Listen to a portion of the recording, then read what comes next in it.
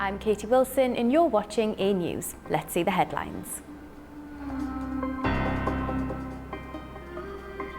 Russia-Ukraine talks in Istanbul conclude as Erdogan says Turkey will arrange Putin-Zelensky meeting.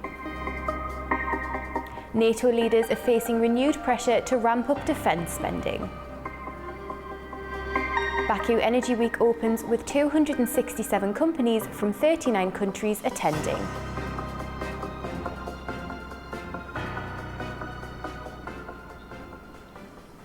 The second round of peace talks between Russia and Ukraine took place at Istanbul's Sirahan Palace, hosted by Turkey. Turkish Foreign Minister Hakan Fidan led the talks, which ended after about an hour but produced new proposals on prisoner exchanges and a possible ceasefire. Saygıdeğer katılımcılar.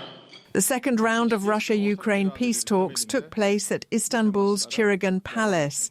The talks were led by Turkish Foreign Minister Hakan Fidan, joined by Intelligence Chief Ibrahim Kalin and the head of the General Staff. Russia's delegation was headed by President Putin's advisor Vladimir Medinsky, alongside senior defence and foreign ministry officials. Ukraine's team was led by Defence Minister Rustem Umerov, with top security and diplomatic figures. Opening the talks, Fidan said these discussions could shape the shared future of the region and the world. Fidan stressed the importance of regular talks to build trust and pointed to President Trump's commitment to peace as a fresh opportunity. By putting forth mutual problems and positions, it will be possible to reduce the differences of opinion and pave the way for peace. Our basic expectation is that the talks are productive, concrete progress is achieved in the shortest time, and the desired result is achieved. We believe America's belief and support for these talks are extremely important. Mr. Trump's determination to establish peace has opened a new window of opportunity. The main thing is to ensure a sustainable peace. Although the talks ended within an hour, they led to new steps. Ukraine's Defence Minister Rustem Umerov said both sides agreed to prioritise prisoner swaps based on specific groups: seriously wounded troops, young soldiers aged 18 to 25, and a large-scale return of fallen soldiers' remains. Ukraine also handed over a list of hundreds of deported children it wants returned from Russia. Umerov proposed holding the next round of talks between June 20th and 30th, calling it critical for moving the process forward. On the Russian side, lead negotiator Vladimir Medinsky said Moscow presented a detailed proposal to the Turkish side. It outlined a roadmap toward long-term peace and several ceasefire options.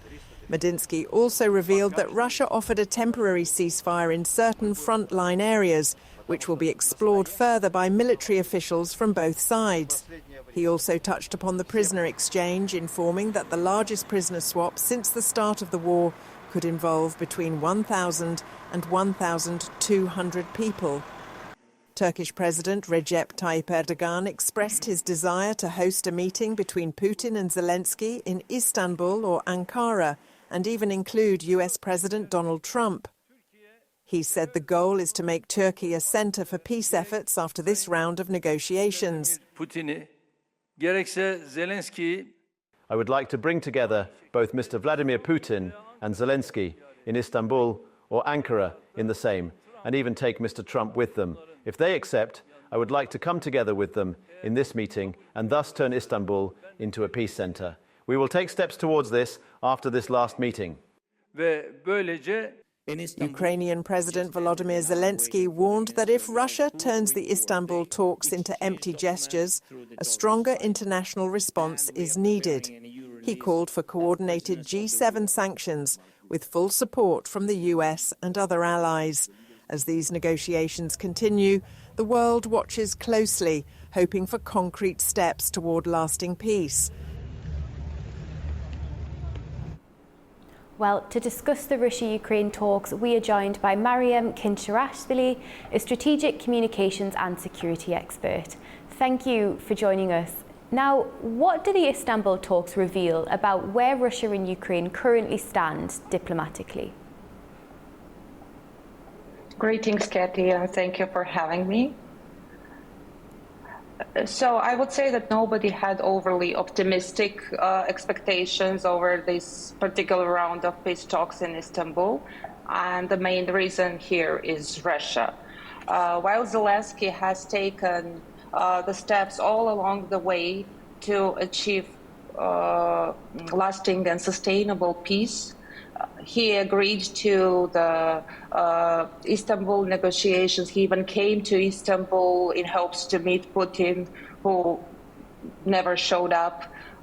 He's sending the high-level delegations to Istanbul, and he's working towards the making steps in achieving this peace. We see nothing from Russia, basically. We see an embarrassingly low-profile delegation that he's sending to Istanbul. And we see Putin doubling down on the brutal attacks on civilian infrastructure and Ukrainian innocent civilians. So what about Ukraine's latest today, operation, which was deep into Russian territory? Did that affect the tone of these negotiations? So this historical, really brilliant operation, Spiderweb, has been in preparation for over 18 months now. And I can say that it's been an amazing success, strategically and tactically, for Ukraine. However, I would not consider that the date was specifically prepared for the second round of negotiations in Istanbul. It's a symbolic that this happened, as Russia has been projecting throughout the war, and specifically during this negotiations process, Putin has been projecting strength by again terrorizing Ukrainian civilian population and using indecisiveness and gaps in support of the West to progress in the battlefield. And yesterday, Ukraine has shown that it also can project strength, and it can also defend its civilians, because yesterday's attack was specifically targeting military targets, bomber jets that are aimed to deliver missiles that attack Ukrainian civilian population. So I would not call this escalation per se, as defending self-defense is not escalation. The one who has been escalated all along the way has always been Putin, and Ukraine has the right for self-defense. Thank you very much for your insights. Thank you for joining us. Thank you, Katie. Now, NATO leaders are facing renewed pressure to ramp up defence spending, with calls for a major increase ahead of a crucial gathering in Brussels later this week. NATO leaders from Eastern Europe, the Baltic states and the Nordic countries gathered in Vilnius to urgently discuss military spending and security challenges. Pressure has been mounting from the US for other states to pull their weight, and NATO chief Mark Rutte agrees, hoping member countries will agree on the increase to 5% of their GDP by 2032. I expect allies to demonstrate their enduring commitment to our collective defence by deciding to boost defence industrial production and increase defence investment. And this is purely, simply essential to our security. The war in Ukraine continues to reshape NATO's priorities, spotlighting the need for stronger military readiness and more investment in frontline capabilities. We are facing the most dangerous security environment in decades. Russia's war of aggression continues, terrorist threats persist. We are not at war, but we are not at peace either. So we must continue to strengthen our deterrence and defence. Later this week, NATO defence ministers will be back in Brussels.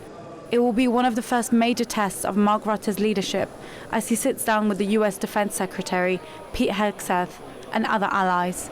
It's a chance for allies to decide how far they're willing to go. The question now, will NATO present a united front or reveal fractures over who pays the price for security? The UK will build up to 12 new attack submarines, the Prime Minister has announced, as the government unveils its major defence review on Monday. The Strategic Defence Review promises billions in defence spending and a shift towards what ministers are calling war-fighting readiness.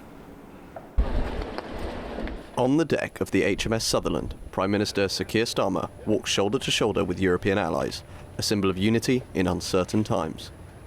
It comes as the UK has published a major strategic defence review on Monday, one that promises to shift the country's military stance towards warfighting readiness. But we cannot ignore the threat that Russia poses. We've seen what's happened in Ukraine just over 3 years ago. Those tanks rolled across a border, something I think all of us thought we wouldn't really see in our lifetimes. The UK is now expanding its fleet of nuclear-powered submarines and investing in the region of $15 billion to modernise its military, including up to 12 new attack submarines and a new nuclear warhead programme. The world is more uncertain, the tensions are greater, but we prepare for war in order to secure the peace. If you're strong enough to defeat an enemy, you deter them from attacking in the first place.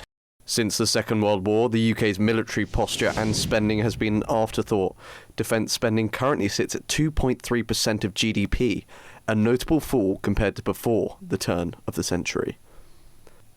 With war still raging in Ukraine and pressure mounting from Moscow, Starmer's message is clear.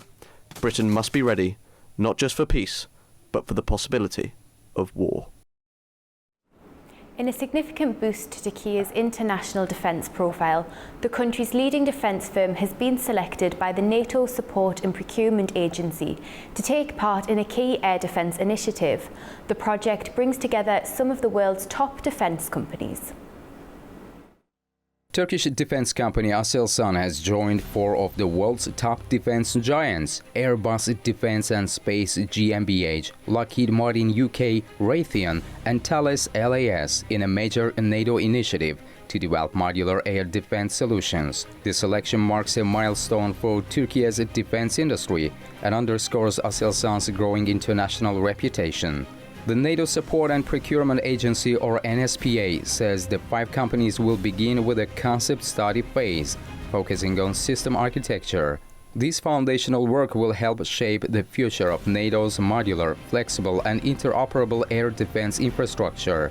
Project deliverables are due by mid-September, when the most viable system designs will be evaluated. According to NATO officials, the agreement demonstrates both effective multinational coordination and the efficiency of NATO's internal procurement mechanisms. Each company will contribute independently, offering innovative perspectives and solutions in a competitive framework. The overall goal is to meet NATO's demanding operational and logistical requirements with systems that not only advanced, but also adaptable and sustainable. For Turkey, Aselsan's involvement serves as international validation of its indigenous capabilities in layered air defense. From barrel systems to a full spectrum of missile defense solutions, short, medium and long range, Aselsan has positioned itself as a reliable and technologically mature defense partner. This step forward also supports NATO's ambition to become the preferred hub for multinational defense procurement, reinforcing collective security through shared innovation. A tight presidential runoff in Poland has ended with Karol Nawrocki winning the country's presidency. His victory is set to influence the nation's political direction and ties with Europe. Karol Nawrocki has narrowly defeated Liberal Warsaw Mayor Rafał Trzaskowski in Poland's presidential runoff, securing 50.89% of the vote, according to the National Electoral Commission. Trzaskowski, the candidate of the ruling Civic Coalition, garnered 49.11%. Nawrocki, a conservative historian backed by the opposition Law and Justice Party, campaigned on nationalist themes, pledging to defend traditional values and resist reforms proposed by Prime Minister Donald Tusk's centrist government. With the power to veto legislation, his presidency is expected to complicate the ruling coalition's efforts to push through policy changes. Early exit polls had suggested a narrow lead for Trzaskowski, prompting brief celebrations among his supporters. But as more data came in, the trend reversed, showing just how divided the electorate remains. Everything was on a knife edge. We will see what this brings us. Feelings are for sure mixed at the moment. But how small this margin was, it tells us how divided we are, almost split in half as voters.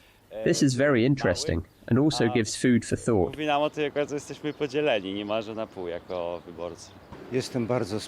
I am very sad and disappointed that Poland, that the Polish nation chose this way. I am happy with the outcome, and that's all I can say. I expected something like this. I hope it continues like this. Nawrocki will take office on August 6, succeeding fellow Conservative Andrzej Duda.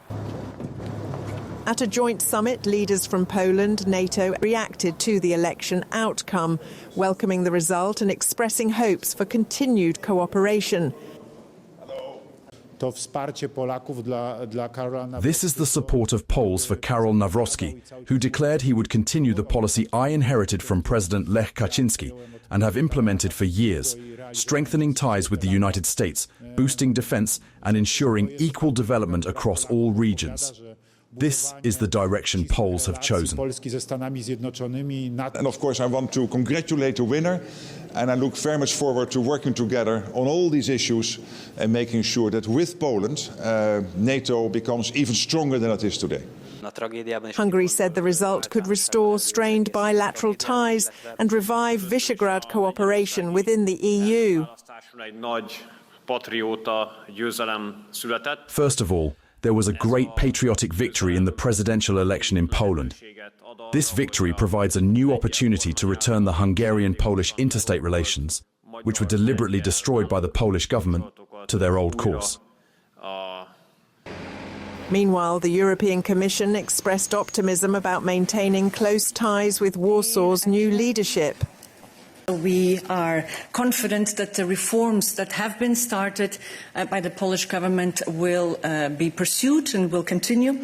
And with regard, indeed, to the communication to everyone, to the population across the EU, young and less young, about the EU values is something that we actively do.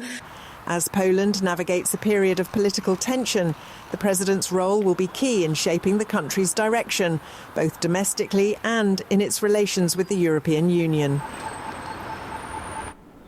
Now, to the fallout from Poland's presidential election. Political analyst Anna Evans joined us earlier today and explained how the outcome could strain ties with Brussels while warming relations with Washington. It may also signal broader regional trends in right-wing populism across Central and Eastern Europe. New President Nawrocki will work well with President Trump.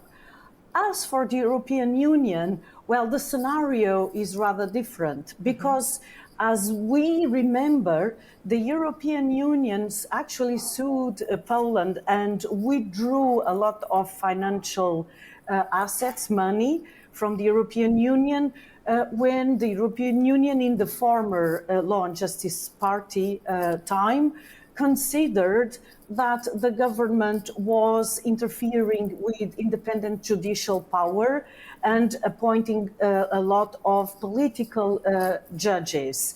Well, later the European Union reversed course, but what happens now is that we have a new president which comes from the same Law and Justice Party, and this party has had not only this issue that the European Union was seriously against its policies in the previous government, but also the whole narrative of the party has been a bit anti-European, more nationalist. So we could say that, for example, with regard to Ukraine, the difference on the field is not going to be that very notorious because the new president also supports helping Ukraine.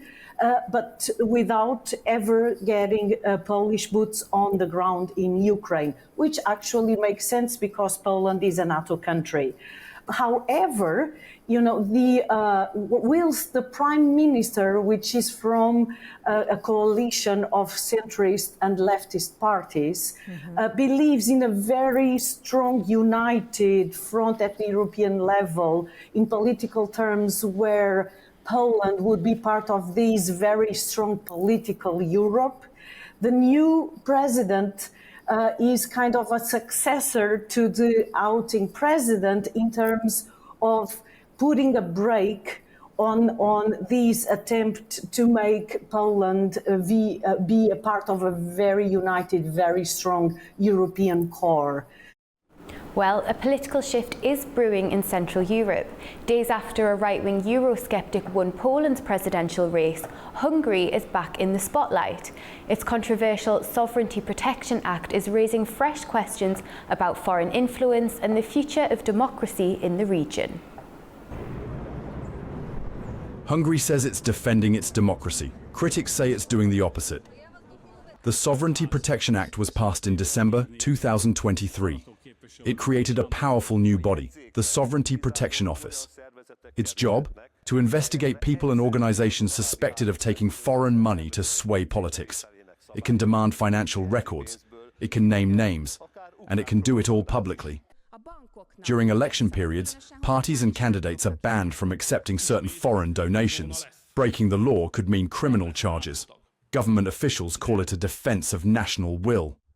Democratic decision-making must reflect the will of the Hungarian people, the government said, not that of foreign powers or their proxies. Fidesz party leader Matej Kossis was more direct. We want to nettle left-wing journalists, fake civilians and dollar politicians, he said. But not everyone is convinced. In November, 31 NGOs challenged the law in Hungary's constitutional court. The court dismissed the case. Now, they're taking it to the European Court of Human Rights. Brussels isn't staying quiet either. The European Commission launched legal action, saying the law breaks EU rules on freedom and fairness. The case is now in the hands of the European Court of Justice. Now, a new draft law is adding fuel to the fire. Titled the Transparency of Public Life Bill, it would give the SPO even more power, allowing it to fine organizations and access their digital records. EU law. Referring to the new draft law that would limit foreign funding of NGOs and media organizations, Michael McGrath, the EU's Democracy Commissioner, called on the Hungarian government to withdraw the legislation, emphasizing that the European Commission is prepared to intervene using available legal and institutional tools. Still, the government is standing firm. With a new Eurosceptic president elected in Poland, some see a pattern, a growing push in parts of Europe to keep Brussels out and tighten control at home.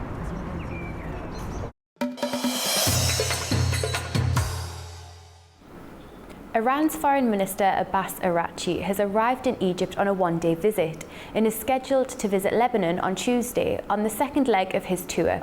The Islamic Republic is readjusting its relations with these two Arab countries. Our correspondent Taraz Shiralilu reports more from Tehran.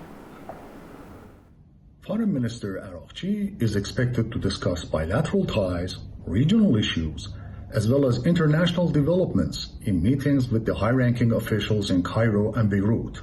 In addition to meeting with his Egyptian counterpart, Badr Abdel-Atti, Iran's top diplomat will meet with Egyptian President Abdel Fattah el-Sisi, according to an official statement released in Tehran. Foreign Ministry spokesman Ismail Baghai told a weekly press conference that Iran seeks to engage in serious and constructive discussions with Cairo and Beirut on how to confront the escalating crisis in Gaza, the broader implications of Israeli aggression, and the pursuit of regional stability through diplomacy. Since the 1979 Islamic Revolution in Iran, diplomatic relations between Tehran and Cairo have not been fully restored, despite numerous attempts at a rapprochement. Egypt and Iran severed diplomatic relations in 1979, while they were partially resumed 11 years later. However, the restoration of communications did not equate to a full return to diplomatic ties, and interactions remained limited to business representatives and intersection missions in Cairo and Tehran. Araghchi's visit to Lebanon is also significant, as Tehran and Beirut are reviewing their ties in the wake of the September 2024 killing of Sayyid Hassan Nasrallah, the leader of Hezbollah movement in southern Beirut. Turaj Shiralilu, reporting for A News TV, Tehran.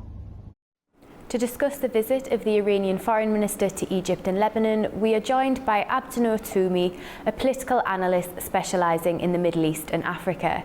Thank you for being with us. Now, what does Araghchi's visit to Egypt signal to the region and the world, given the long-standing colder ties between these two countries? Good evening, and thank you for having me on the show. Actually, it is a shift because over the past 2 years, Iran's foreign policy has shifted about 180 degrees, adopting the doctrine of zero problem with neighbors in the region. And this actually started with the deal that was brokered by China, who played a major role mediating between Tehran and Riyadh, in which it created this dynamic of the rapprochement in the region, particularly for Iran, who now is positioning itself as playing a role to stabilize and to secure the region, particularly in following the Al-Aqsa flood operation on October 7, 2023, and all the repercussions of that operation that the region is facing today. Now, as far as the relations between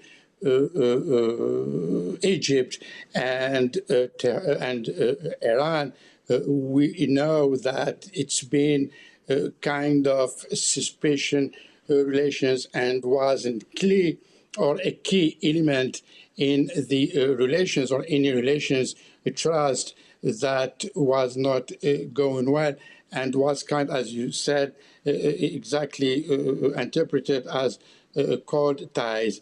But in the light of the latest developments in the region, things are moving too fast, and Iran, in fact, wants to position itself, as I said, as a stabilizer actor in the region, so that the other countries, the neighboring countries, the Gulf countries, Turkey and other countries, are also needs that stability and needs that layer for the security and stability in the region. Adding to that, so what about the upcoming visit to Lebanon? As we're talking about stability, what does it tell us that this visit is coming as Iran's most powerful proxy, Hezbollah, is on its knees? It is very important. Actually, it comes in actually the timing is well set and not in fact. Iran has lost major ally in Egypt following the fall of Al-Assad regime on December 8 in 2024, and all that repercussions that following war between Hezbollah and the Israeli armies that led to these trust between Hezbollah and Israel, in which Iran is kind of actually cornered in terms of for its tactics, and also because of the new developments for Lebanese domestic policies in light of the election of a new president in Lebanon and also the formation of a new government in Lebanon. All these elements are actually pushing Iran to push hard also and position again itself in this posture of a pivotal state on one hand and also a major player in the region's geopolitics and geoeconomics. Really interesting insights there. Thank you so much for joining us. Thank you. Now, the 30th Baku Energy Week has kicked off in Azerbaijan's capital, with exhibitions dedicated to the latest in gas and oil, as well as green energy. Azerbaijani President Ilham Aliyev opened the event. The Baku Energy Week has begun. Azerbaijani President Ilham Aliyev opened the 30th anniversary event in the Expo Center with a keynote speech. Remembering the inaugural oil and gas exhibition of 1994, Aliyev said the natural resources of the country helped it overcome the difficulties of the time and achieve true independence. With over 30% of Azerbaijan's GDP coming from oil and gas, the country is looking to increase production, but also boost green energy investments. Last year at Baku Energy Week, several contracts of a total of 1,000 megawatt of green energy was signed. This time, also several contracts of several hundred megawatts of green energy will be signed. So we are continuing on that path. Following the Azerbaijani president's speech, representatives from the US, Turkey, the EU, the UK and OPEC delivered their remarks. Messages by the US and Turkish presidents Donald Trump and Recep Tayyip Erdogan were relayed by government officials, thanking Azerbaijan for the cooperation in the energy sector and ensuring energy independence. European Commission's officials spoke on Azerbaijan as a reliable partner in Europe's new energy chapter, as it looks to shed gas imports from Russia. The OPEC Secretary General thanked the Azerbaijani president and the country for hosting the COP29 climate conference and striking a fine balance of focus between fossil fuels and green energy. The oil and gas exhibition is in full swing, and so is the exhibition on green energy solutions.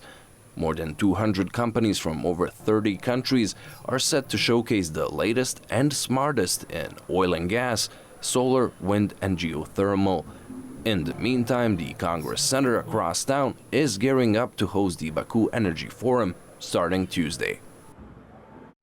Well, Baku Energy Week has officially started, putting Azerbaijan at the centre of the energy world. The new technologies and innovations on display are shaping the future of energy. This event highlights Azerbaijan's growing role in global energy development.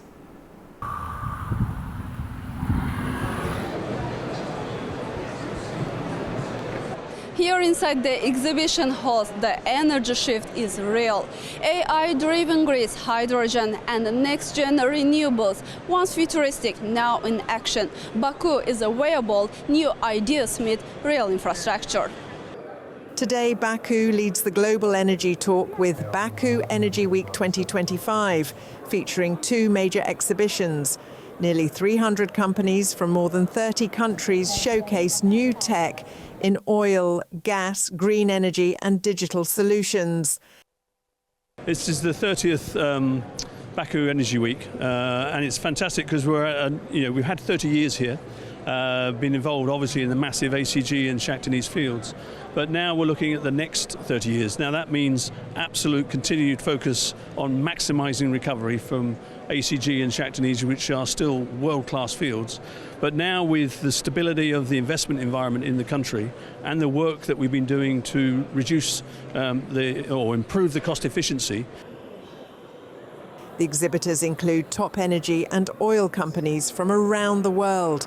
This event supports energy production and export and also helps develop sustainable and efficient energy policies. Right now, big changes are happening to modernise the energy sector and promote green energy. Now we are doing the solar power investment, and we are going to do the offshore wind investment, and also we are doing the power grid study, So there are many fields, so we can cooperate. So after this signing of the agreement, so we will mobilize our more resources, more engineers, more delegation come to the Ukraine country and cooperate with the Ministry of Energy.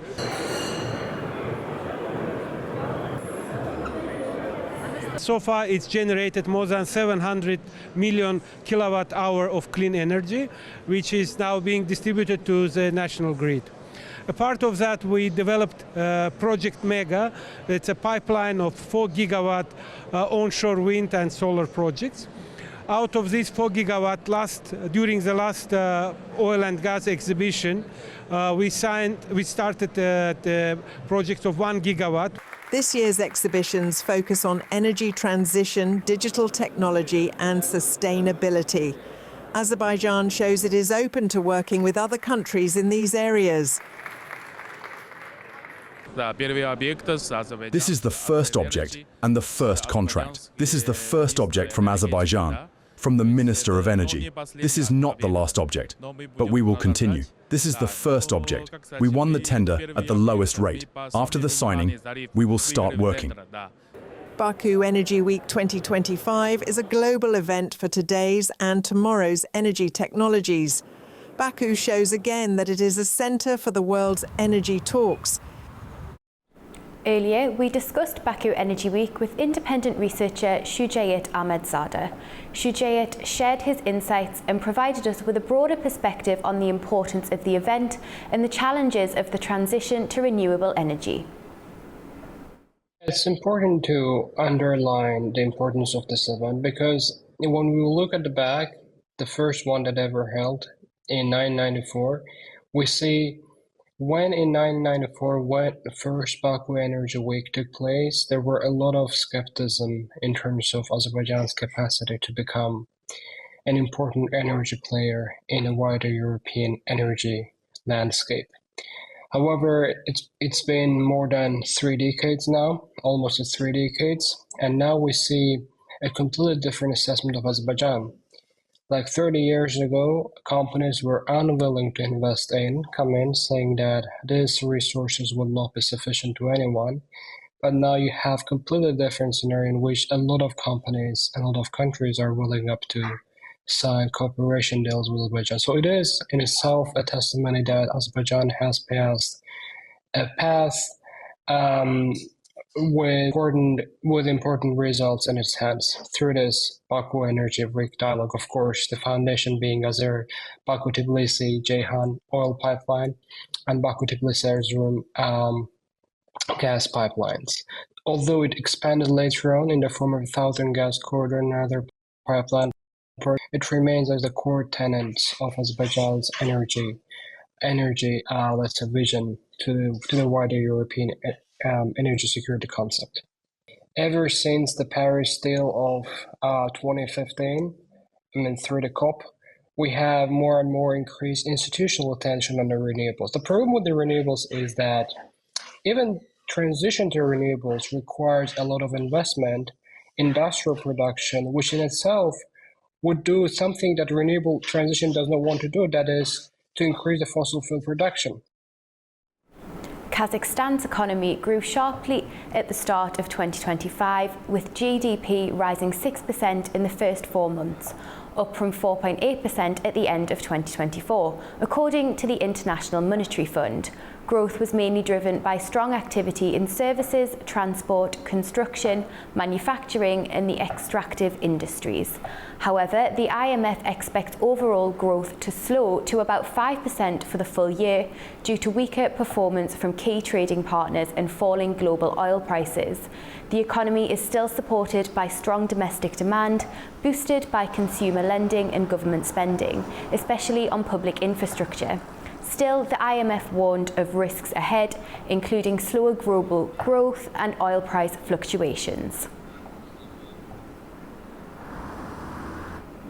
Now to Afghanistan, where economic ties with China are deepening, as top officials in Kabul meet with the Chinese ambassador to expand cooperation in banking and finance.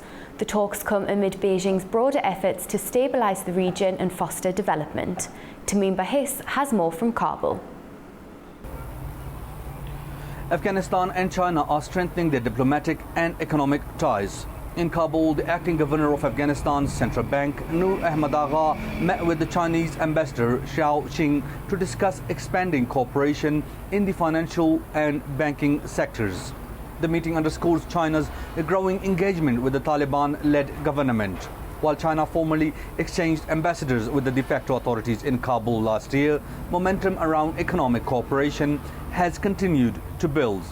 Just last week, China hosted a trilateral meeting involving Pakistan and Afghanistan, bringing together the foreign ministers of both countries, in a move seen as part of Beijing's efforts to stabilize the region and promote dialogue.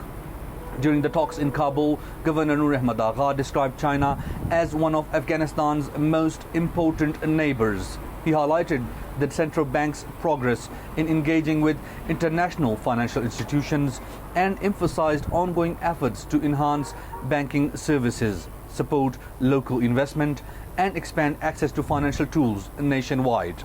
The Chinese ambassador reaffirmed China's commitment to Afghanistan's economic recovery. He said Beijing is ready to deepen bilateral cooperation and support long-term development, particularly in the financial sectors. As Afghanistan continues to face major economic challenges, the growing partnership with China may offer a vital lifeline. This is Sameem Bahis in Kabul for A News. The European Union has raised concerns over Georgia's new foreign agents law, warning it could harm democratic freedoms and stall the country's EU ambitions. Georgia's ruling party insists the law protects national sovereignty. Our correspondent Nini Nikolaishvili has more from Tbilisi. The European Union has voiced concern over Georgia's newly enacted the Foreign Agent Registration Act, warning it could hinder democratic progress and strain the country's path toward EU integration. In a joint statement, EU Foreign Policy Chief Kaja Kallas and Enlargement Commissioner Marta Kos said that the law could limit media and civil society freedoms and pushes Georgia away from its European path.